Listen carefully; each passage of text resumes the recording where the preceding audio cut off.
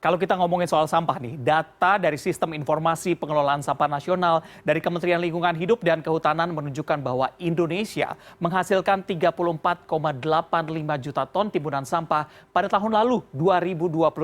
Dari total tersebut ada 12,13 juta ton sampah per tahun yang tidak dikelola.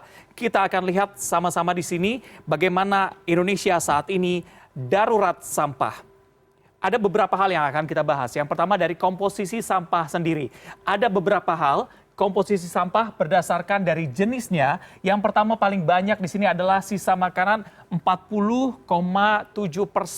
Ini menjadi penyumbang timbunan sampah terbesar. Selain itu memang ada sampah plastik yang menjadi penyumbang sampah terbesar juga begitu karena sampah plastik tidak bisa terurai dan menjadi mikroplastik nantinya dengan 17,8% dan juga diikuti oleh sampah kayu, ranting dan daun dengan 13,3%. Serta ada kertas, karton, ini totalnya 11,1%. Biasanya sampah-sampah yang berada dari perkantoran, ada perumahan juga begitu atau sekolah begitu ya. Dan terakhir sampah-sampah lainnya ada totalnya 34,9%. Lalu berikutnya kita juga akan lihat apa sih komposisi sampah berdasarkan dari sumbernya begitu ya. Yang paling banyak ternyata di Indonesia adalah sampah rumah tangga yang menyumbang 38,2%. Nah, lalu yang berikutnya ada sampah dari pasar tradisional, ini totalnya 27,8%. Ingat, sampah makanan tadi yang menjadi nomor satu begitu ya. Ini bisa disumbang dari sampah rumah tangga juga, serta dari pasar tradisional. Lalu yang berikutnya, sampah dari pusat perniagaan, dari perkantoran, mal dan sebagainya ini ada 14,4%. Dan sampah-sampah lainnya 19,6%.